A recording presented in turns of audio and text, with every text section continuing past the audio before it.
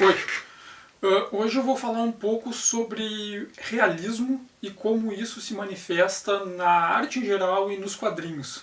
Muitas vezes acontece das pessoas discutirem sobre uma obra não ser boa o bastante porque ela não ser realista, ou então tratar do realismo de modo vago. Eu já vi até coisas como, eu gosto de Watchmen porque o Watchmen é realista. Só que o Watchmen não é realista e não tem problema o Watchmen não ser realista. Não ser realista não diminui a qualidade da obra. Só que para a gente entender o que é realismo, primeiro a gente tem que entender um outro conceito que é a ideia de naturalismo.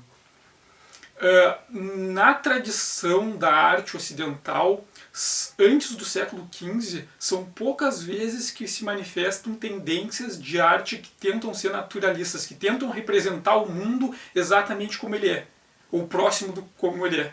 Isso vai acontecer na escultura grega clássica, na escultura retratística romana, mas que são esculturas, né? São obras geralmente tridimensionais.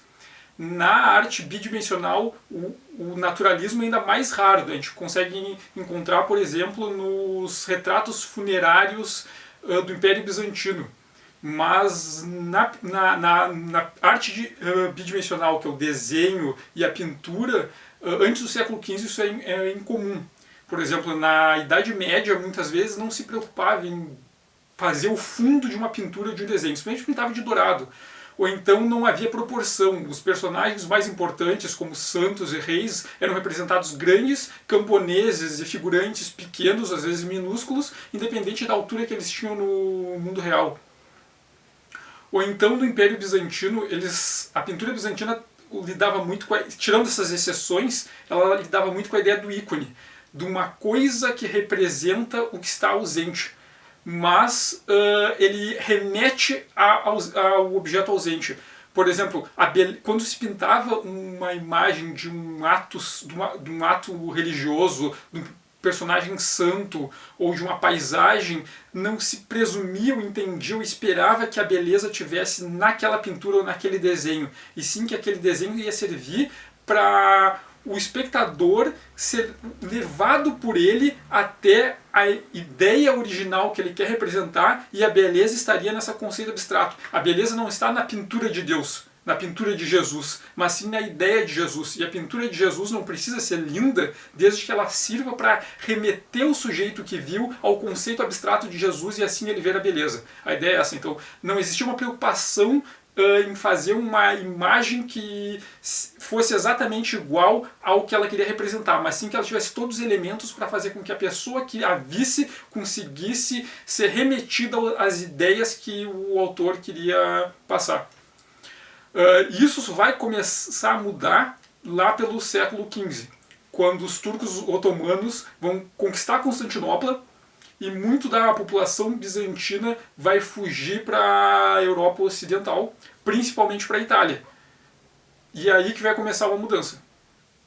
O que acontecia naquele momento na Europa Ocidental é que vários autores e teorias do período clássico eram conhecidos, mas de maneira indireta, por eles lerem textos de autores medievais ou de autores latinos que comentavam ou citavam textos ou autores da Grécia Clássica ou da República Romana.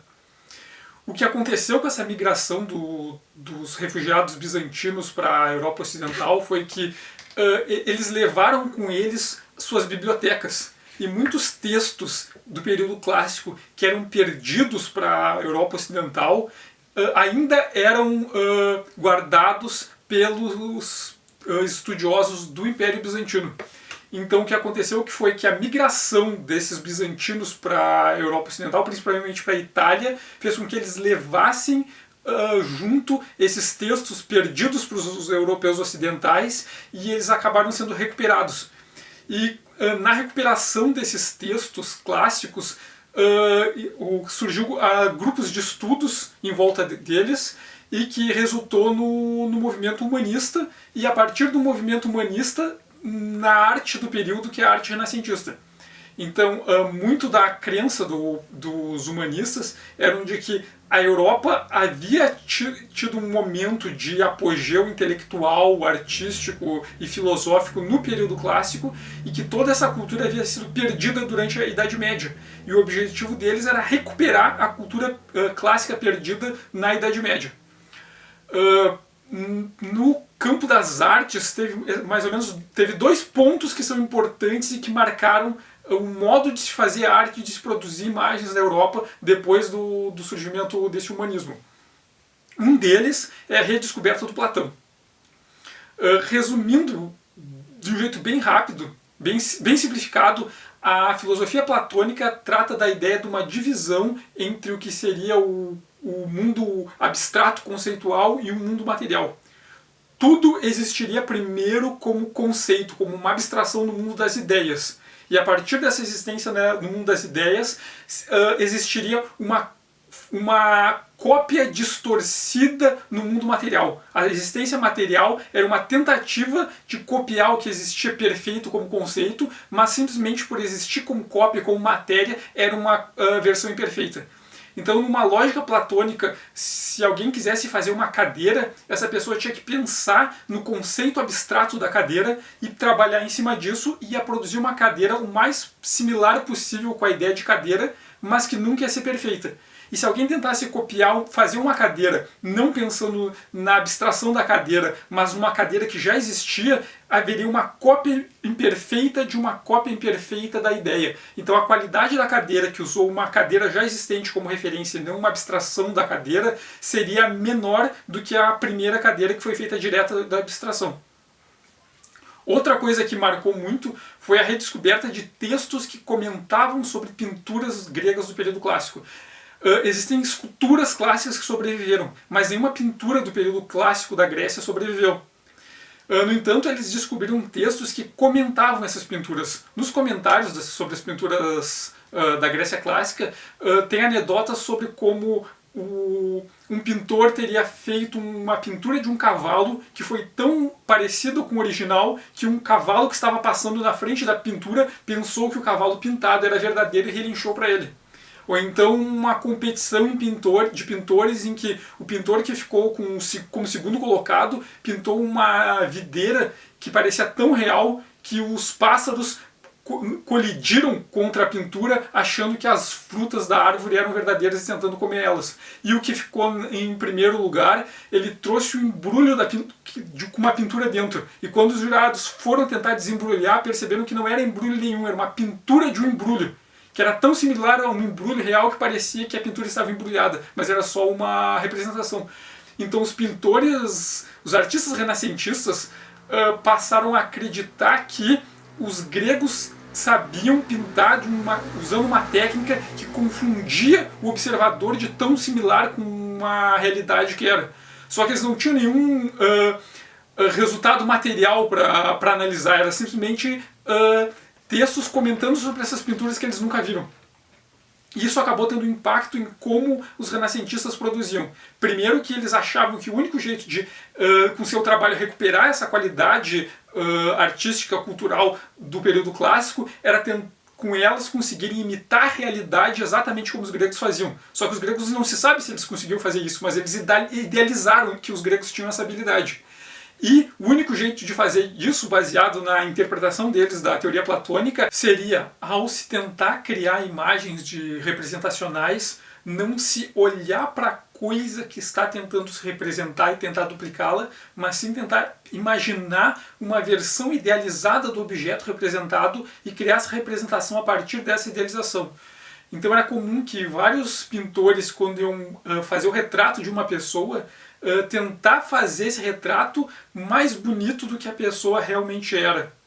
Ou então, ao tentar se fazer representações de personagens que não existem de fato, se usar o nariz de uma pessoa que tem um nariz bonito, a orelha bonita de outra pessoa, os olhos de outra, e montar uma pessoa bonita que não existe, que não é mais bonita do que qualquer outra pessoa que o artista conhecia. Então a pintura renascentista tentava criar imagens baseadas na idealização das formas e não tentar reproduzir a partir de objetos que eles viam e fazer essas representações iguais a elas.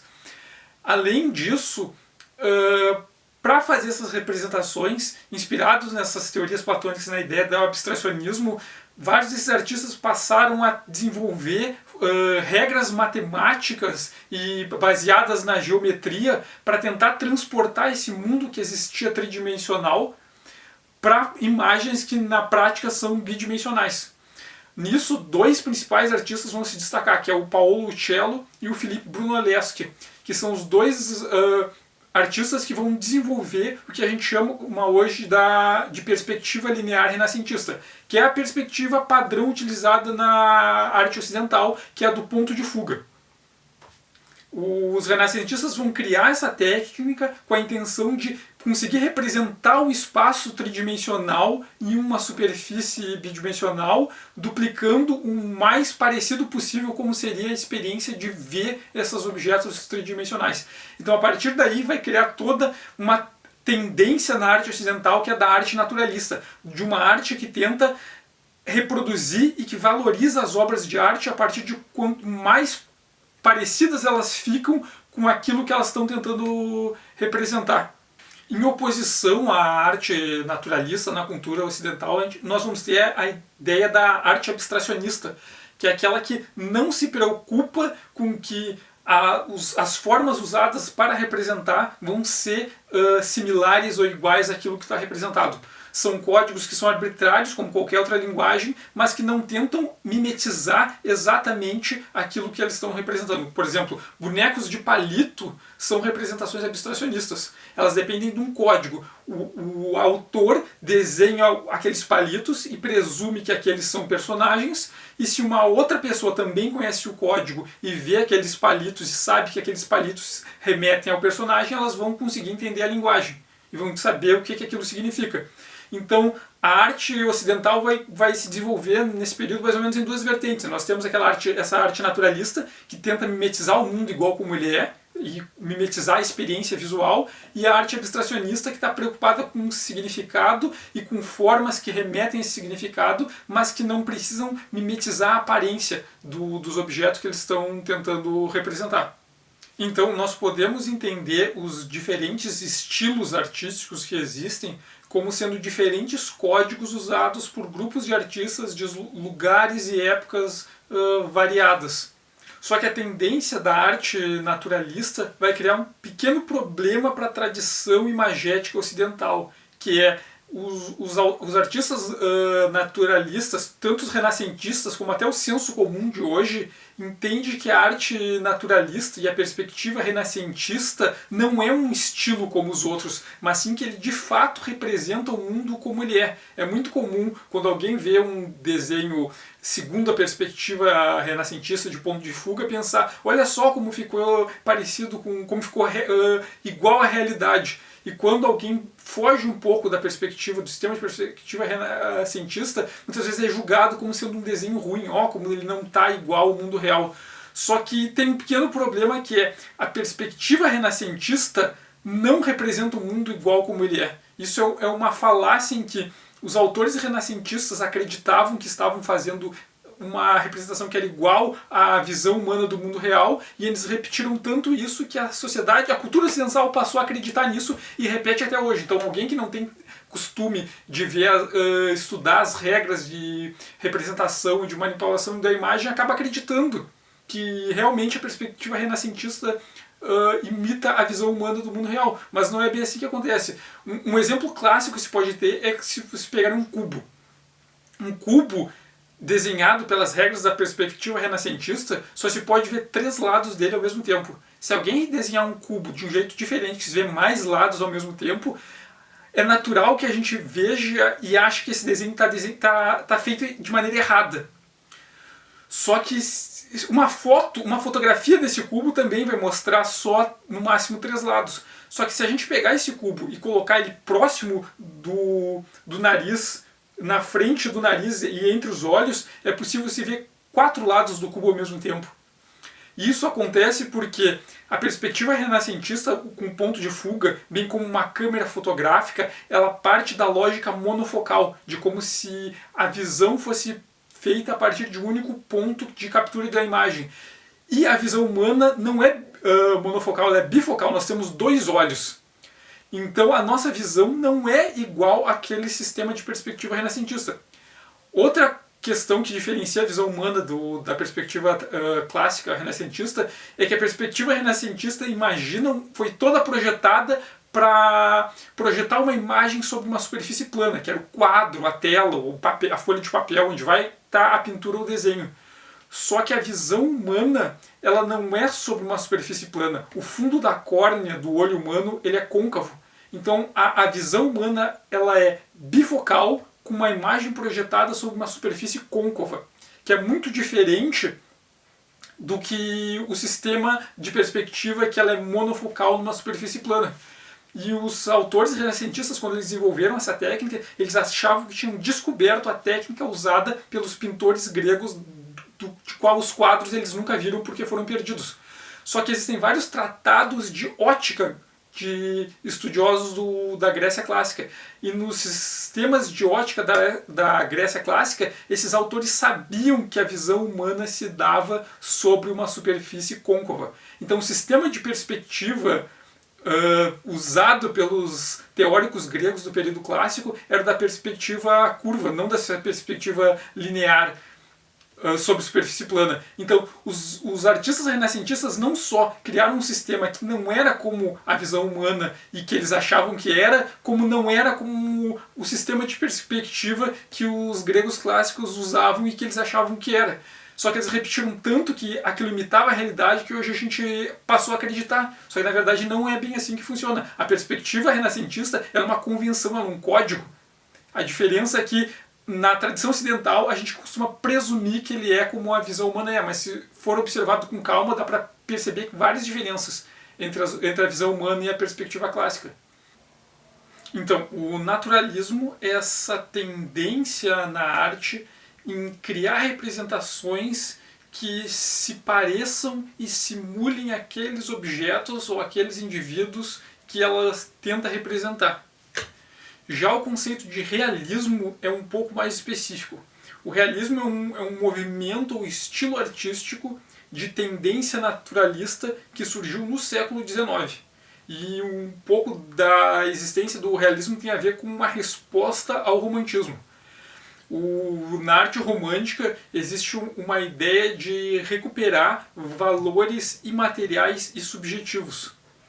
E o realismo, como resposta a isso, queria criar uma arte que tratasse de questões objetivas, que não fosse baseada em fantasia e idealismo, mas que tratasse de questões concretas do mundo real. Então, a arte realista que vai surgir no século XIX, ela tem como objetivo não só representar os objetos segundo a aparência real deles e o modo como eles se organizam no mundo real, mas também tratar de temas e conceitos e eventos que acontecem de fato na vida prática. Então a arte realista, além dessa forma naturalista de mimetizar as aparências e a experiência visual, tenta tratar dessas questões da sociedade europeia do século XIX, do dia a dia, principalmente da classe média. O Gustave Courbet, que é um dos pintores que foi líder do movimento realista, um dos líderes, né, ele costumava dizer que se o objetivo da arte realista é reproduzir o mundo do jeito que ele realmente é, do jeito que nós o vemos, e se a pintura trata da experiência visual, um artista realista nunca poderia representar algo que ele não experimentou. Então um pintor e um desenhista realista jamais poderiam pintar ou desenhar alguma experiência ou fenômeno que eles nunca viram. Então uma diferença que acaba sendo marcante entre o naturalismo genérico e o realismo é que seria possível no naturalismo representar, por exemplo, um dragão ou um anjo. Figuras que não se foram vistas, que não existem de verdade, mas nós podemos idealizar como seriam elas se elas existissem no mundo real. Então, usar as lógicas de representação naturalistas, como a perspectiva linear, a reprodução das texturas de superfície e questões assim, para tentar reproduzir não, mas gerar formas que nos levam a entender como seriam essas criaturas sobrenaturais se elas existissem de fato.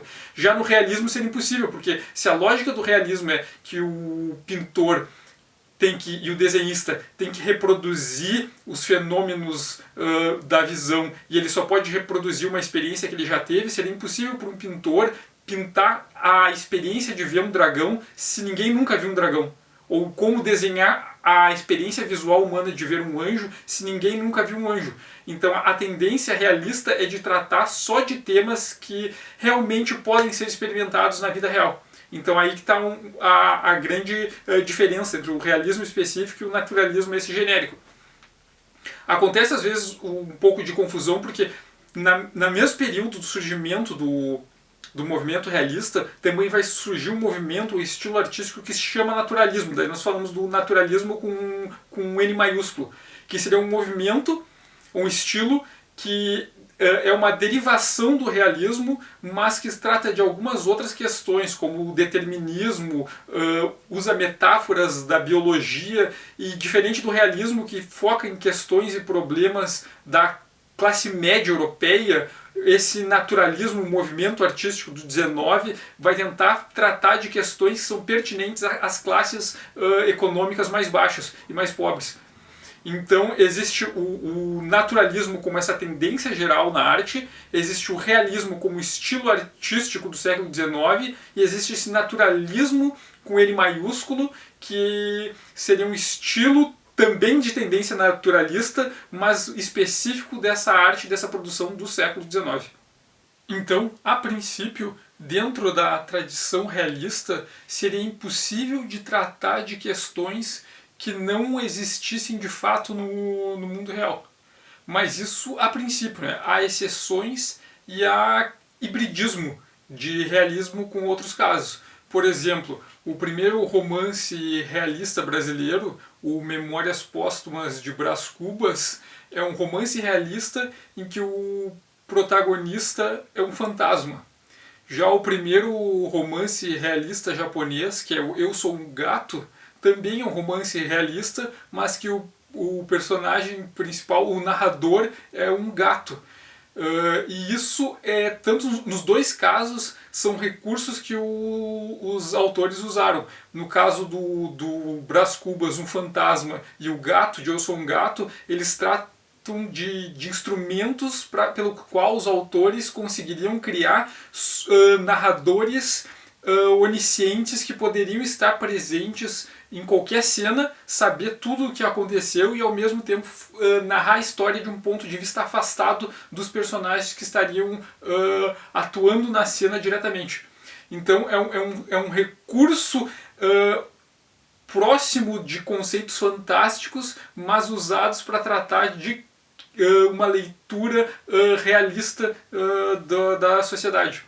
Agora, se nós formos tratar diretamente de história em quadrinhos, por exemplo, o Alex Ross é muitas vezes elogiado por ser supostamente um ilustrador realista. Só que o que o Alex Ross faz não é realismo.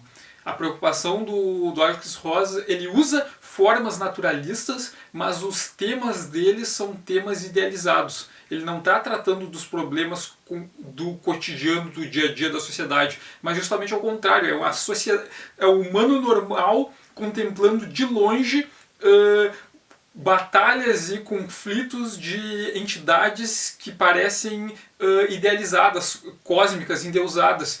Então, o que o Ross faz é muito parecido com uma ideia renascentista, talvez, de usar formas naturais para tratar dessas grandes questões e grandes entidades superiores que estão fora da sociedade e que são concebidas de maneira idealizada. Outro caso é se a gente pensar no caso do Watchmen. A influência do Moore para fazer no roteiro do Watchmen é muito mais do romantismo do que realismo. Ele está pensando em... Ele trata de usar alegorias para tratar de questões que até são inerentes da condição humana, mas ele não fala isso de maneira direta. Não é pegar problemas do cotidiano reais e trabalhar com eles de maneira objetiva, mas sim discutir questões do subjetivo de maneira indireta através dessas alegorias. Inclusive nas próprias imagens, os desenhos do Gibbons não tentam ser naturalistas. Tem uma cena do Watchmen em que o Rorschach está conversando com o Coruja, por exemplo, e em um momento eles estão fora do quadro e fica enquadrado uma chaleira enquanto eles estão discutindo fora da imagem. Isso é uma coisa muito típica da pintura romântica. Antes do romantismo, a ausência do personagem principal, do foco central da imagem, era visto como uma quebra de decoro. Foi no romantismo que surgiu a tradição de o personagem central do tema ficar afastado do centro da imagem e meio numa função de coadjuvante, e a imagem poder ser centrada em outro personagem ou um cenário, em questões da natureza. Então o Watchmen tem muito mais próximo de uma leitura pós-moderna de alguns temas interessantes do romantismo do que o do realismo de fato. Então, ao longo da história das histórias em quadrinhos, houveram vários momentos em que os autores se aproximaram de questões do naturalismo, mas aproximações diretas com estilo realista foram bem menores. Por exemplo, desenhistas como o Bernie Hogarth, que era professor de desenho anatômico, ou o Alex Raymond, se aproximaram de questões naturalistas no modo de representar e ilustrar figuras humanas. Mas o sistema de perspectiva deles, de representação de espaço, era bem longe da perspectiva linear renascentista. Já na Era de Prata, a partir do final dos anos 50, dos anos 60, tem vários autores que desenhavam usando a perspectiva linear. Só que geralmente para tratar de temas fantásticos, como super-heróis, invasões alienígenas, questões de sobrenatural e da ficção científica, que é bem longe dos ideais realistas de tratar de problemas do cotidiano e do dia a dia. Já nos quadrinhos underground, depois do final dos anos 60, tem vários autores que tratam de questões do cotidiano, como o Harvey Parker, o próprio Crumb, mas visualmente eles se aproximam muito mais de questões da caricatura e do exagero, e não tem nenhuma preocupação em representar visualmente os elementos de acordo com uma mimetização da experiência visual, né, ótica humana. Nos quadrinhos, o momento mais próximo, a tradição que mais se aproximou e teve influência direta do realismo foi no início da Era de Bronze. Por exemplo, os trabalhos do Dennis O'Neil e do Neil Adams.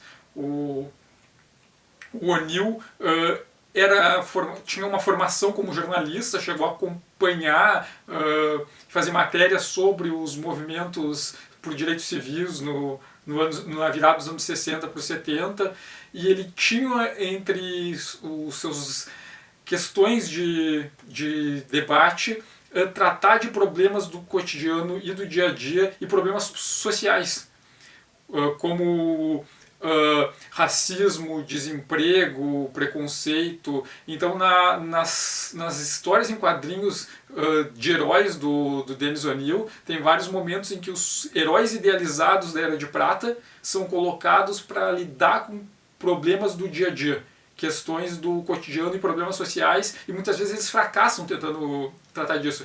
Enquanto o Neil Adams desenhava muito influenciado pelo Bernie Hogarth, com uma tendência em querer representar as formas humanas de acordo com regras do desenho anatômico e com a perspectiva linear.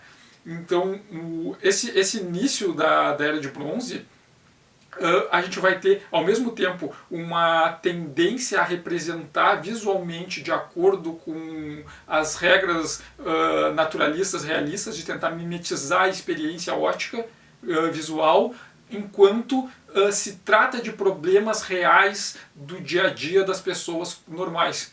Então, nesse início da Era de Bronze a gente vai ter sim uma aproximação do realismo, não que a Era de Bronze seja realista, porque ainda vai tratar de super-heróis, ainda vai tratar de fantástico, mas vai tentar pegar esses elementos do fantástico e mostrar eles o mais próximo possível de como seriam na realidade, tratando de problemas reais. Então a gente vai ter um híbrido aí que vai ser sim influenciado direto pela arte realista.